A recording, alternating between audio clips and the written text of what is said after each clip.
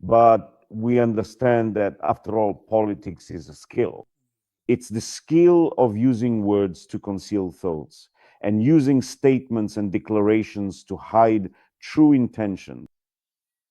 And these contradictory and mutually exclusive statements about the possibility of providing Ukraine with Tomahawks cruise missiles, this wasn't published just anywhere, but in the Washington Post. All of this perhaps should be taken with a grain of salt, or maybe even divided by 25. Or perhaps, let's say, it should be accepted as reality.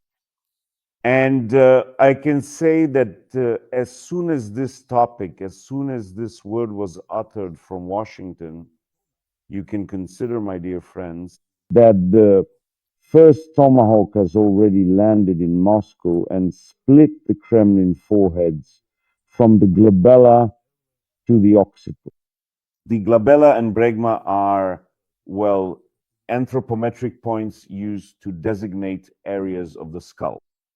And of course, brains immediately started to ooze out. The tomahawk that arrived is absolutely immaterial. It has no fairings, no wipers, no tail section, nothing at all.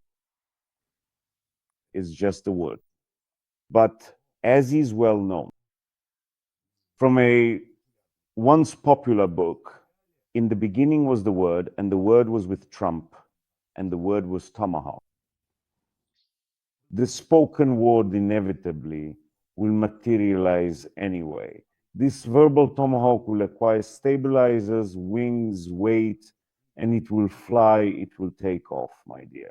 Drawn to the beckoning light of the Kremlin's ruby stars, Putin will end up with less bloodshed while he is still alive.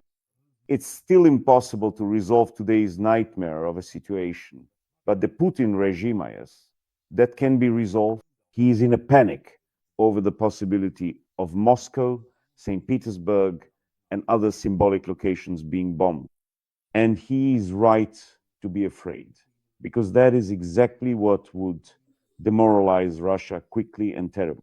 It will demoralize, destroy all of Putin's ratings, and spark a wave of resentment. Moreover, it will unleash a wave of Russian anger, which will no longer be directed at Kyiv or at Washington, from where the missile came. We all know this about the paradoxical nature of the Russian mindset. This anger will be directed at the Kremlin. Well, we saw that the foreign ministries, the propaganda, the dignitaries also tried to respond to Trump's ultimatum and to this clearly emerging prospect, Tomahawk. Their response was laughable, because everyone has a tomahawk sticking out of their skull.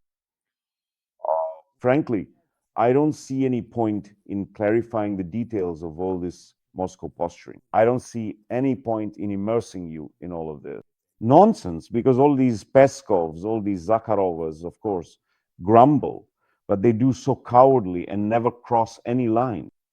Well, it's probably like clowns in the break room, quietly discussing the circus director's orders.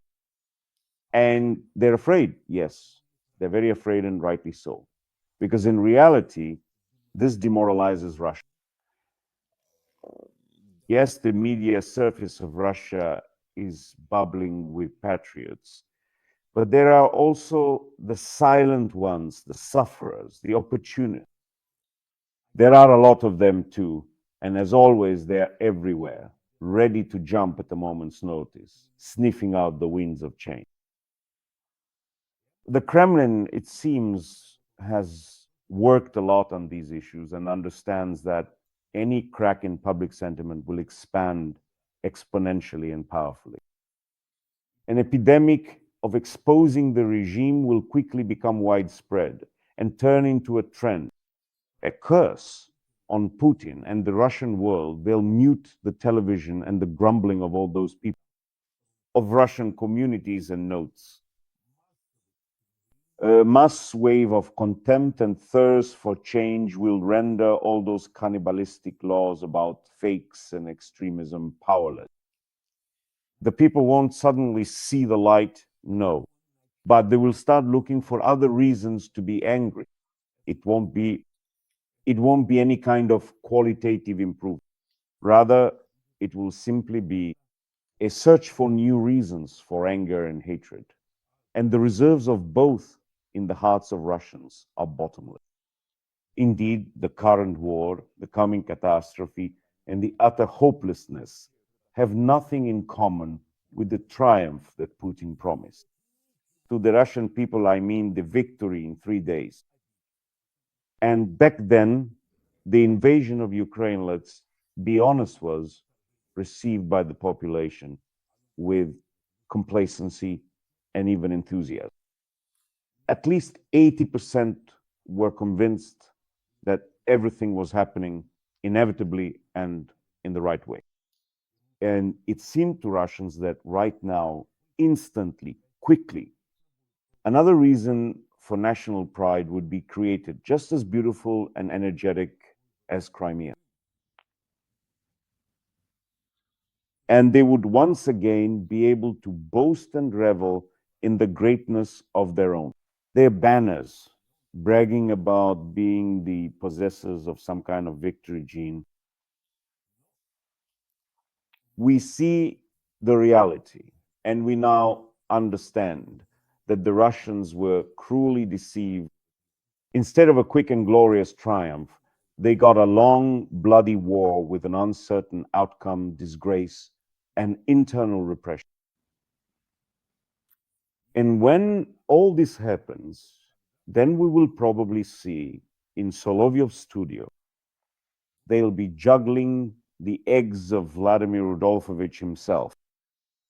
Well, in the same way, many people are very bothered by the fact that Europe will be paying for American weapons.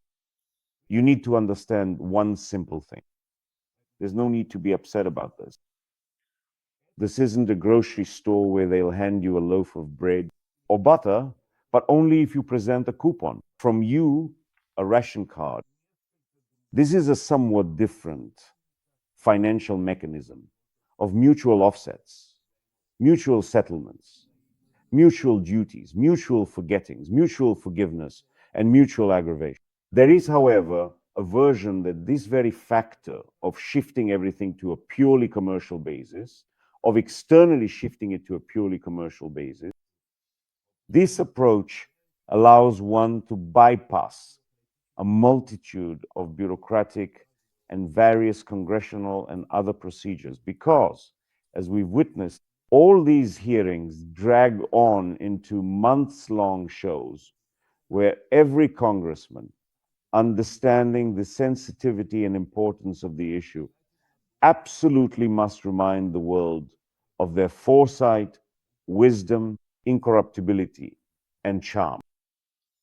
A political action which gives the entire sprawling tree of American bureaucracy an opportunity will be replaced by a commercial action which no one is obliged to undertake, to control and sanction.